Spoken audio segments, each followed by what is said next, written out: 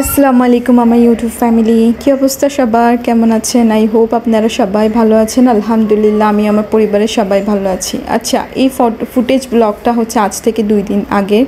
ঈদের মার্কেটিং আল্লাহ তাআলার রহমতে স্টার্ট করে দিয়েছি। সব কিছু আল্লাহ তাআলার রহমত। আল্লাহ তাআলার রহমত ছাড়া কোনো কিছুই পসিবল না আসলে।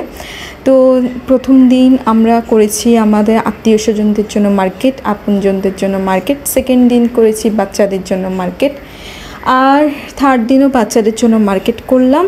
এরপর আমার মার্কেটটা করলাম আগামীকাল ইনশাল্লাহ। যদি 29শে রোজা হয় তাহলে আগামীকাল হবে চাঁদ রাত, আর যদি 29শে রোজা না হয় তাহলে চাঁদ রাত হবে না, 30শে গেলে চাঁদ রাত হবে না।